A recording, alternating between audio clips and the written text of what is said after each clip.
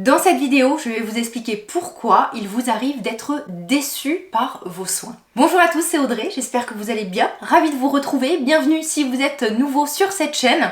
Ici on parle de beauté, je vous donne tous mes conseils pour vous aider à vous sentir bien, à prendre soin de vous. Et aujourd'hui, comme vous l'avez vu dans l'introduction, je vais essayer de vous donner des pistes pour vous éviter d'être déçu par les soins que vous utilisez. Restez bien jusqu'à la fin de la vidéo parce qu'il y a parfois des petites choses, surtout si vous suivez pas mal d'influenceurs qu'il est important de rappeler. La première cause que j'ai identifiée, c'est que vous ne connaissez pas ou vous ne savez pas reconnaître votre type de peau. Alors pourquoi est-ce aussi important? Parce qu'en fait, connaître son type de peau, c'est quand même identifier certains besoins et certains produits qu'il faudra peut-être fuir. Je vous ai fait une vidéo sur comment reconnaître votre type de peau, je vous la liste juste ici ou en barre d'infos. On va dire qu'il y a 4 grands types de peau, les peaux sèches, les peaux normales, les peaux grasses et les peaux mixtes. Mais attention, les peaux mixtes se différencient bien par une zone très sèche et une zone très grasse. De briller par exemple un tout petit peu plus sur la zone T, c'est tout à fait normal et ça s'appelle une peau normale. Et à ces types de peau, il va se greffer parfois des petites problématiques de sensibilité, de déshydratation, d'imperfection. Ça fait plus de 20 ans que je fais du conseil beauté et vous n'avez pas idée le nombre de personnes qui ne connaissent pas, qui ne savent pas reconnaître leur type de peau. En général, lorsque vous savez pas trop, en général c'est bon signe que vous ayez une peau normale. Parce qu'en général, une peau sèche, elle est très inconfortable et on le sait. Une peau grasse, c'est une vraie tablette de beurre, ça brille partout et on le reconnaît aussi. Donc en général, si vous savez pas trop, la plupart des cas, c'est que vous avez de la chance, vous n'avez pas trop de problèmes, vous avez une peau normale. Et pourquoi c'est important de connaître votre type de peau? Selon comment la nature vous a gâté, vous n'allez pas traiter de la même façon une peau sèche et une peau grasse. Parfois, ça va être vraiment des soins et des routines skincare complètement à l'opposé. C'est comme ça des fois qu'on peut se tromper parce que on a une peau grasse et on va utiliser des soins hyper riches, ou alors on a une peau sèche et on va se tourner vers des fluides légers matifiants qui vont faire qu'aggraver le problème. Avec l'âge, avec les fluctuations hormonales, le type de peau peut changer, il a tendance à s'assécher. Alors je dis tendance parce que à 41 ans bientôt, j'attends toujours que ma peau grasse s'assèche. Ça va peut-être arriver un jour, mais on va dire, le type de peau peut évoluer. Mais en général, il est génétiquement déterminé et on le garde un long moment dans sa vie. En deuxième point à soulever, certaines personnes n'arrivent pas à reconnaître les besoins de sa peau. On ne sait pas si on a besoin d'un soin anti-tache, si on a besoin d'éclat, si on a besoin d'un soin antioxydant, si on a besoin d'un soin nourrissant, d'un soin hydratant. Des fois, on ne sait même pas ce que tout cela veut dire. Ce manque de connaissances, fait qu'on peut s'orienter vers des soins qui ne sont pas du tout adaptés à votre type de peau, à vos besoins, à vos problématiques. Soyez objectif et factuel, j'ai envie de vous dire. Qu'est-ce que vous observez réellement, je dis, sur votre peau? Est-ce que vous observez des boutons, des rougeurs, des zones de tiraillement, des sensations d'inconfort? Et c'est comme ça que vous allez pouvoir un peu faire le choix entre la multitude de soins que l'on propose. La conséquence, lorsque l'on ne sait pas son type de peau ni les problématiques, les besoins de sa peau, fait que l'on va utiliser des soins totalement inadaptés. Et c'est comme ça qu'on peut vraiment abîmer sa peau, la faire vieillir plus vite ou l'endommager, on va dire. Exemple très simple, vous avez une peau sèche, un type de peau assez sensible qui a tendance à réagir, mais vous avez entendu que le rétinol c'était le meilleur actif anti-âge. D'ailleurs, si vous vous demandez quel est le meilleur actif anti-âge, je vous renvoie à cette vidéo. Donc qu'est-ce que vous allez faire? Vous allez vous mettre au rétinol. Sauf que le rétinol, il y a plusieurs façons de l'utiliser et le principal désagrément du rétinol que certaines peaux recherchent, c'est que ça va assécher la peau. Donc vous allez vous retrouver avec une peau beaucoup plus sèche. Alors si vous savez bien le gérer, que vous allez utiliser cet actif comme il se doit, si vous allez l'intégrer comme il faut, tout ça, que vous allez avoir des soins complémentaires nourrissants à côté, tout va bien se passer. Mais il y a des personnes qui vont commencer tous les soirs du rétinol et qui vont se retrouver avec une peau totalement abîmée, parfois des pathologies qui vont venir se greffer comme de la dermite. Moi, dans mon cas, pendant des années, j'ai utilisé un médicament qui s'appelle la trétinoïne pour traiter mon acné. Comme mon acné s'est estompé, j'ai gardé ce médicament en tant qu'anti-âge parce qu'il a une efficacité prouvée en tant qu'anti-âge.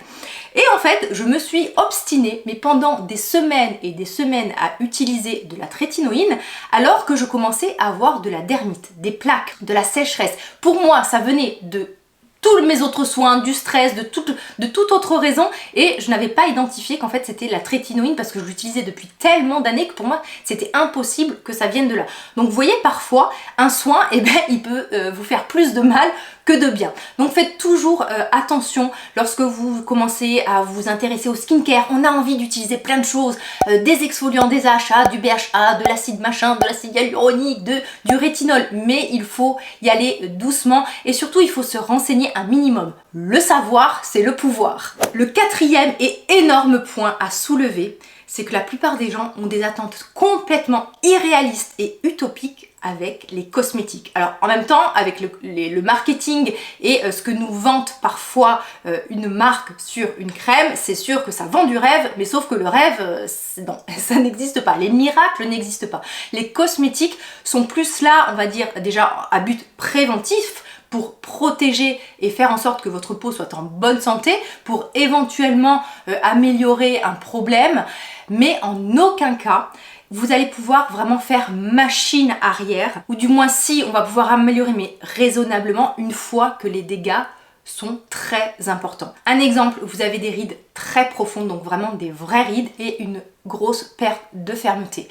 Hélas, même si vous utilisez les meilleurs cosmétiques, les meilleurs actifs, oui, vous allez un peu améliorer la situation, mais en aucun cas vous allez vous retrouver avec une peau totalement lissée, liftée. D'autant plus que le skincare, les cosmétiques agissent, on va dire, sur la première surface de votre peau. Mais votre peau, en fait, est vivante. Votre peau repose sur des muscles, vos muscles reposent sur une ossature, et avec le vieillissement, il y a en fait vos os qui se dégradent et en fait on a une sorte d'ostéoporose naturelle, les muscles vont se rétracter, vont s'affaisser, ce qui va engendrer une perte de volume, des creux qui n'existaient pas, une perte de fermeté, des endroits beaucoup plus creux. Donc ça, les cosmétiques ne pourront jamais jouer là-dessus. Vous allez produire moins de collagène, qui est le sorte de matelas qui fait que votre peau est assez rebondie, donc vous allez en produire de moins en moins, donc forcément votre peau, elle va avoir un aspect qui va commencer à se flétrir, tout ça. Vos muscles vont provoquer au fur et à mesure des contractions, et donc vous allez avoir des plis qui au fur et à mesure des années, donc ces plis, ça s'appelle des rides d'expression, et bien ces rides vont vraiment se creuser et vont rester permanentes. Et là, contre ça, les cosmétiques vont agir et ils vont être décevants. Et c'est pour ça d'ailleurs qu'il existe la médecine esthétique et la chirurgie esthétique. Pareil, si vous avez naturellement une peau sèche, une peau grasse, oui, les cosmétiques vont améliorer temporairement l'aspect de votre peau pendant une journée, tout ça, mais chasse le naturel et il revient au galop. Vous ne pourrez jamais complètement modifier un visage. Voyez vraiment les cosmétiques comme de la prévention. Même si on a envie d'y croire, les cosmétiques ont une certaine limite. Ne l'oubliez jamais. Demandez-vous, est-ce que je suis objectif? Est-ce que je ne suis pas trop rêveur et utopiste face aux demandes, à ce que j'attends de mes cosmétiques? Ensuite, comme cinquième point, on est dans une société où on veut que tout aille très très vite. Et parfois, ce qui manque juste pour que un cosmétique fonctionne et qu'il vous apporte une amélioration, c'est du temps et de la patience. Le nombre de personnes que j'ai pu questionner qui m'ont dit « Ah là là, ce soin, mais alors je l'ai testé, mais il ne fonctionne absolument pas. » Oui, bonjour, Madame Michu, combien de temps avez-vous testé ce soin? Depuis quand vous le testez? Oh là là, ça fait une semaine, il se passe rien. Ah, ok. Il faut savoir que certains soins, certains actifs vont mettre des mois à agir. Le rétinol, par exemple, les premiers vrais effets se font voir au bout de 3 voire 6 mois. Qui attend de nos jours 6 mois pour dire « Ah ok, ça marche pas ». En général, au bout de 2-3 semaines, voilà, on se fait déjà une première idée. Ah non, c'est pas assez efficace. Ah non, il se passe rien. Donc prenez vraiment le temps de tester vos soins. Si vous voulez du très très rapide et du très très visible, il y a la médecine esthétique et la chirurgie. Donc soyez encore une fois réaliste et patient. Autre point à soulever, il faut pas se mentir, on va dire que le marketing et les marques nous vendent en général du rêve. Une peau transformée en 7 jours, une peau repulpée en 1 heure, un grain de peau transformé, mais on a envie d'y croire et on y croit. Mais hélas, le marketing, n'oubliez pas, le marketing, il est là pour vendre. Et comment on vend quelque chose? On vend des choses en produisant des émotions. Et quoi de mieux que l'émotion de curiosité et de rêve et d'espoir pour vendre une crème, un soin, un sérum, un cosmétique? Ayez toujours un peu votre sens critique qui vous rappelle à l'ordre lorsque vous voyez des pubs, lorsque vous entendez les promesses d'une marque. Regardez souvent les petites mentions, vous savez quand il y a des études sur 10% de volume de rides en plus, 100% des utilisatrices ont été satisfaites. Alors 100% des utilisatrices en fait elles étaient deux à utiliser les produits hein, et c'était des gens internes du labo, ça on le sait pas. Mais voyez ce que je veux dire, essayez d'être un tout petit peu plus critique. Soyez pas non plus rabat-joie et dans le mode non, il n'y a rien qui fonctionne parce que c'est pas vrai, il y a des choses qui fonctionnent, mais voilà, essayez de trouver le juste milieu. Ensuite, le 7e point, on va parler du détail qui gâche tout. Le détail qui gâche tout, c'est par exemple, vous faites tout bien, donc par exemple, bonjour Audrey, j'ai une routine anti-tache, j'utilise ce sérum, cette lotion, ça fait des mois que j'utilise ces produits et ça ne fonctionne pas. Oui, bonjour, Madame Michu. Oui, Madame Michu, j'aime bien. C'est un nom qu'on prend beaucoup en pharmacie. Dites-moi un peu ce que vous utilisez, tout ça. Oui, d'accord, hein, vous faites du sport, vous sortez tous les jours, tout ça. Est-ce que vous portez une protection solaire? Ah ben non. Eh ben voilà, le détail qui tue. Il y a parfois certaines étapes qui peuvent complètement ruiner n'importe quelle routine de soins. Par exemple, une routine anti-tache sans protection solaire. Ce qui provoque l'hyperpigmentation et qui l'entretient, c'est l'exposition aux UV, que ça soit été comme hiver, les UVA notamment. Eh bien, s'il n'y a pas de protection solaire dans votre routine, vous pouvez utiliser tous les soins anti-taches les plus magnifiques, les plus magiques, les plus efficaces du monde, eh bien, vous serez déçus. Donc, vous voyez des fois le petit détail qui tue. Par exemple, cette personne, et ça c'est vraiment un cas réel, une jeune fille qui souffrait mais terriblement d'acné, vraiment c'est vrai, elle avait une peau très abîmée, beaucoup d'imperfections, tout ça. Donc lorsque je l'écoute, elle a l'air de tout bien faire, tout ça, machin et tout. Et je vais un peu plus loin dans mon raisonnement, donc j'essaye de reprendre un peu sa routine soin. Et en fait, cette jeune fille, souvent, ne se démaquillait pas. Ah ben non, le soir, j'ai la flemme. Vous n'imaginez même pas comment mes yeux sont sortis de mes orbites, hein. Déjà j'imaginais déjà ses têtes d'oreiller toutes sales, hein, parce qu'en plus elle était très fortement maquillée et je me suis dit mais voilà le petit détail qui fout tout en l'air. Des exemples comme ça, j'en aurais des dizaines à vous donner. Par exemple, des personnes qui ont une peau très sèche, enfin qui pensent avoir une peau sèche, et en fait lorsqu'on les questionne, elles vont avoir dans leur routine des nettoyages bien désincrustants, des gommages à grains, et ce plusieurs fois par semaine, des nettoyants moussants hyper agressifs matin et soir, et en fait le fait d'agresser la peau, ça va induire des problèmes qu'on n'était pas censé avoir. On va abîmer sa barrière cutanée, on va se retrouver avec des réactions de sensibilité, d'inflammation, une peau qui vieillit plus vite, une peau inconfortable et de la sécheresse. Donc parfois la petite étape, le petit détail auquel on ne pense pas, comme le nettoyage, la protection solaire, le petit soin qu'on n'aurait pas dû utiliser parce qu'on a la peau sensible, eh bien ça va tout changer. Donc voilà, le détail qui gâche tout, essayez de le traquer. Je vous parle souvent de l'étape de nettoyage parce que pour moi c'est vraiment la base d'une routine soin et on peut faire beaucoup d'erreurs à cette étape et je vous renvoie à cette vidéo, vous comprendrez mieux ce que je veux vous dire. Autre exemple de détail qui gâche tout, une personne qui a une grosse problématique de poche et de cerne au niveau du contour des yeux, donc problématique qui ne fait que s'aggraver malgré de superbes soins, un sérum, un soin contour des yeux, une crème, vraiment malgré des soins ciblés. Et en fait en questionnant la personne, c'était une personne qui souffrait d'insomnie, qui mangeait énormément salé avant de se coucher, qui faisait beaucoup de rétention d'eau. Dans ce cas, la problématique ne venait pas des cosmétiques qui étaient inefficaces, mais de tout ce qu'il y avait autour de son hygiène de vie, de son hygiène alimentaire, de son sommeil. Ensuite, dans cette quête perpétuelle d'avoir une peau toujours plus belle, toujours plus embellie, des rides de moins en moins marquées, il faut savoir que malgré tout, le temps va passer, les années vont passer et vous allez arriver un jour dans votre routine soin à un effet plateau. Ce que j'appelle l'effet plateau, c'est à un certain moment la limite des cosmétiques. Oui, vos cosmétiques vont être une prévention et vont améliorer encore une fois certaines problématiques. Là-dessus, on est totalement d'accord. Mais à un certain moment, vous ne pourrez jamais arrêter le phénomène et le processus naturel de vieillissement. Vous ne pourrez jamais aussi lutter contre la génétique. Si peut-être vous avez des pores énormément dilatés et ce depuis la plus tendre enfance, oui, un cosmétique va un peu vous aider, mais il ne changera jamais vraiment votre peau. Donc, ce que j'ai envie de vous dire, c'est qu'à un certain moment, eh bien, vous allez finir par être non pas déçu, mais vous allez stabiliser une situation et vous n'allez pas forcément avoir d'amélioration. Mais parfois, le fait qu'une situation n'empire pas, c'est déjà un signe que ça fonctionne. Il y a un moment où malgré tous les soins, tous les actifs que vous allez apporter à votre peau, eh bien il faudra passer à l'étape supérieure, peut-être intégrer des appareils, peut-être intégrer certains soins de médecine esthétique, parce que les cosmétiques, comme je vous l'ai dit, ils ont une certaine limite.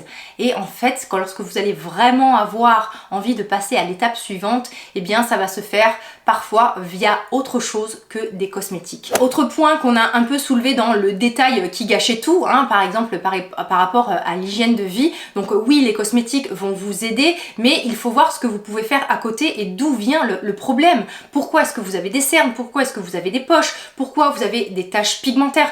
Essayez de trouver un peu l'origine et la cause de vos problèmes de peau, puisque si vous avez des taches pigmentaires parce que vous vous exposez tous les jours sans protection solaire, la cause c'est pas votre routine soin. Alors oui, si vous utilisez une protection solaire ça va vous aider, mais ça ne pourra pas complètement tout filtrer. Si vous avez énormément de cernes parce que vous ne dormez pas, le meilleur anti-cerne ne pourra pas solutionner le problème, donc vous allez être déçu. Donc n'oubliez pas d'accorder énormément d'importance à l'hygiène de vie, la gestion du stress, est-ce que vous faites de l'activité physique, est-ce que vous vous alimentez bien? Et le dernier point que je voulais aborder avec vous, c'est la comparaison. La comparaison, c'est naturel, c'est totalement humain de se comparer tout ça, et face aux réseaux sociaux, on a vite fait de faire des comparaisons qui vont être nocives et qui vont être toxiques. Pourquoi je vous parle de la comparaison? Parce que lorsqu'on suit beaucoup d'influenceurs, quelque part on essaye de s'identifier. Alors déjà il faut trouver des influenceurs avec qui on arrive à s'identifier. Donc par exemple, si vous allez suivre une personne qui naturellement, mais vraiment la génétique l'a gâtée, a une peau magnifique, lorsqu'elle va vous parler d'un soin, voilà, de n'importe quel soin qui forcément est magnifique et lui fait une peau de rêve, vous allez essayer le même soin, vous allez être déçu parce que vous ne partez pas avec la même génétique et les mêmes chances dans votre panier. C'est ça que je veux vous dire. Certaines personnes que vous allez trouver magnifiques, vous allez essayer de reproduire leur routine soin et sur vous, ça va pas faire le même effet. Eh bien c'est normal, peut-être parce que cette personne-là, à côté de ça, elle a fait un peu de chirurgie, peut-être qu'elle fait des injections, peut-être qu'elle fait des soins en institut, peut-être qu'elle utilise des appareils.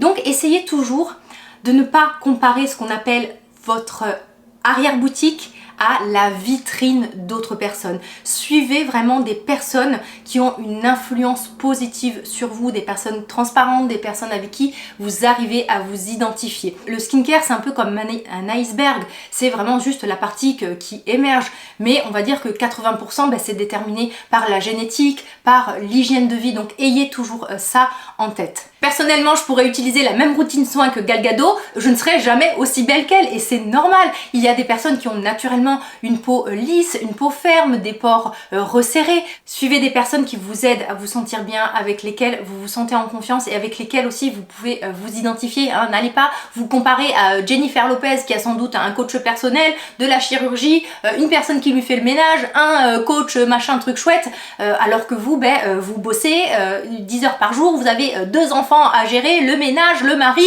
Donc voilà, hein, j'ai envie de vous dire, soyez bienveillant avec vous-même et lâchez-vous la grappe. Vous avez envie peut-être d'en savoir un peu plus sur les soins anti-âge, je vous laisse avec cette vidéo. Prenez bien soin de vous, mais vraiment, prenez bien soin de vous, c'est très très important. Bye bye.